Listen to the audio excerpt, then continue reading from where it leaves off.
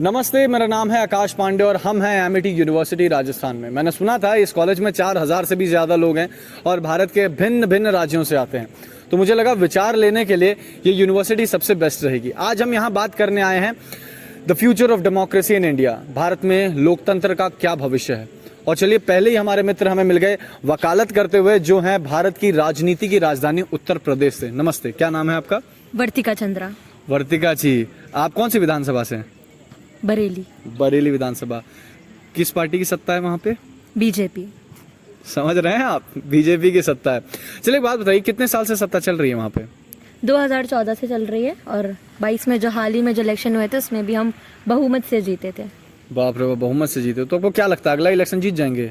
हाँ जी, बिल्कुल जीतेंगे, क्योंकि काम इतना प्रगति पर है कि क्या बताएं। काम प्रगति के साथ चल रहा, तो प्रगति किसके साथ चल रही है भाई? चलिए, अच्छा है। तो इसका मतलब आने वाला जो लोकतंत्र है वो उत्तर प्रदेश में, आपके बरेली विधानसभा में, वो सिक्योर्ड है, क्या लगता है आपको? बिल्कुल सिक्योर्ड है और ऐसी जनता को कोई परेशानी नहीं है, सब बढ़िया है। आप पार्टी से बिलोंग करते हैं ना? भाषा से पहचान गए। चलिए छोड़िए, अब हम आगे बढ़ते हैं। एक और हमारे मित्र हमें मिले हैं जो हैं मामा जी के राज्य से। मामा जी समझते हैं आप? बिल्कुल, हमारे मामा जी हैं मुख्यमंत्री साहब। नमस्ते, क्या नाम है भैया? मेरा नाम चिराग सोनी है। मैं रतलाम एमपी से बिलोंग करता हूँ। समझे, मामा जी के राज्य से हैं, थोड़ा हल्के में बोलिएगा। तो आपके जो मामा जी हैं, कौन से विधानसभा क्षेत्र से हैं आप? रतलाम से। रतलाम से। कौन सी पार्टी जीत रही है? बीजेपी। अच्छा, कितने साल से जीत रही है? लगातार मतलब 5-6 साल तो हो गए। 5-6 साल हो गए हैं। अगला भी रहेगा क्या? अगला भी रहेगा बीजेपी के कारण। कैसा है वहाँ पे लोकतंत्र का भविष्य? सही है, बीजेपी है तो भविष्य है, बस बाकी मामा जी के नाम पे तो नहीं है।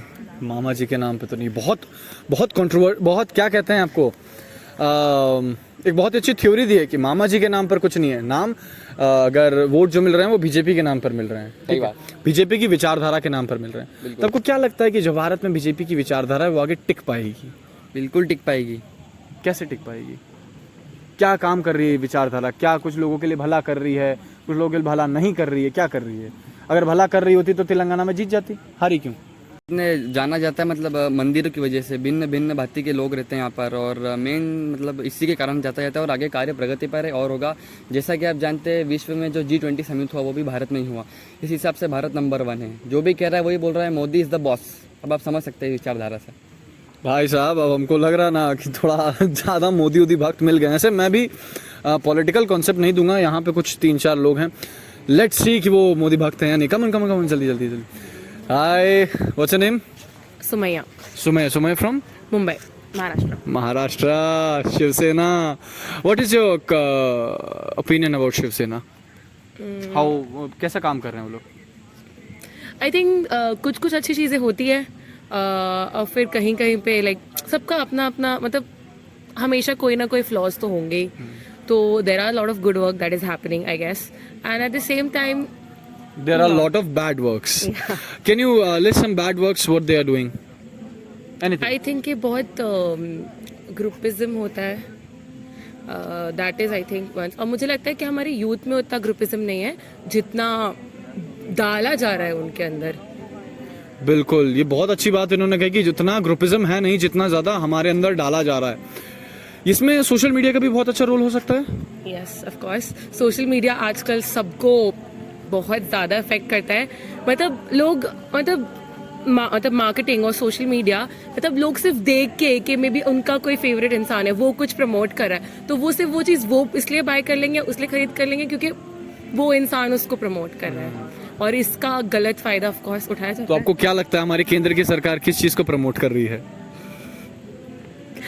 आई थिंक कि डेमोक्रेसी तो प्रमोट नहीं हो रही। हाँ, ऐसे ही विचार ढूंढने तो एमिटी यूनिवर्सिटी राजस्थान में आए भाई। ये सच्चे विचार हैं, ये आपको किसी सत्ता वाली सरकार में जाके नहीं मिलेंगे, ये आपको यहीं मिलेंगे, एमिटी यूनिवर्सिटी राजस्थान में। भैया देखो, कॉलेज का भी प्रमोशन हो गया मजाक में। नमस्ते, क्या नाम है आपका? मेरा नाम है भव्या। कहाँ से हैं आप?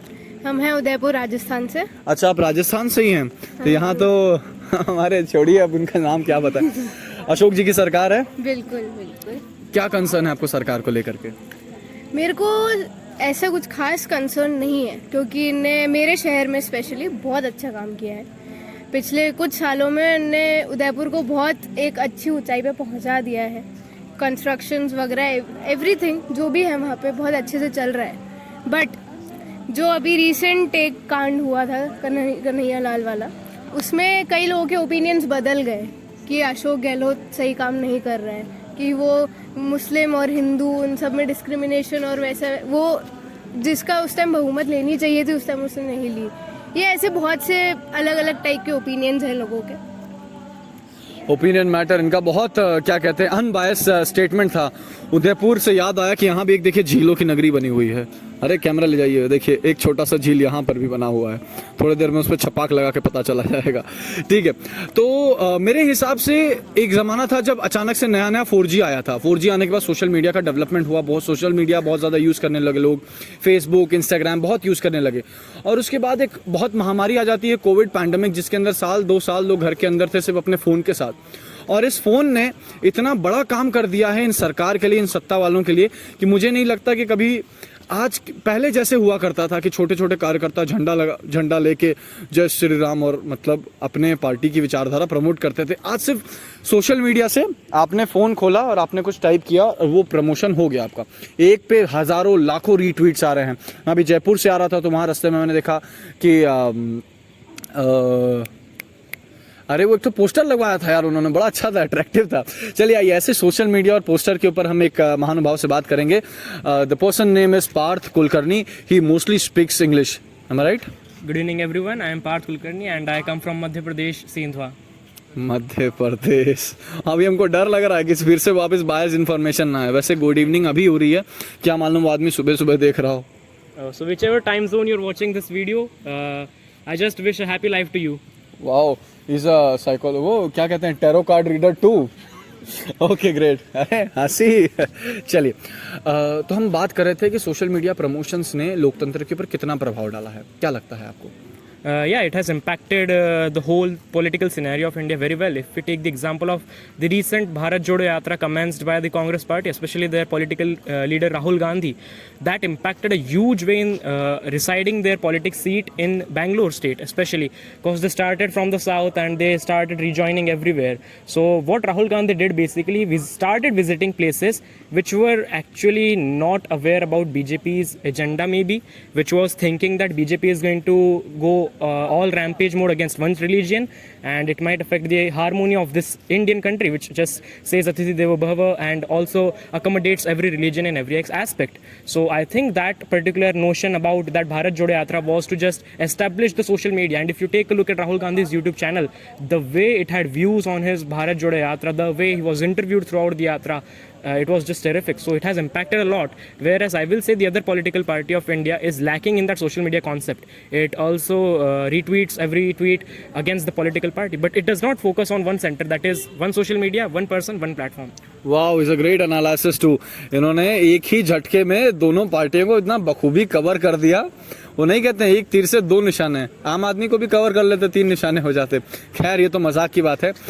आज हमने ये जाना कि जो पॉलिटिकल पार्टी है उसका अपना एजेंडा जो सोशल मीडिया के थ्रू अगर वो प्रमोट करने वाले हैं या फिर लोगों के काम करा के प्रमोट करने वाले हैं, वो लोकतंत्र के ऊपर कहीं ना कहीं हावी होता दिखाई दे रहा है।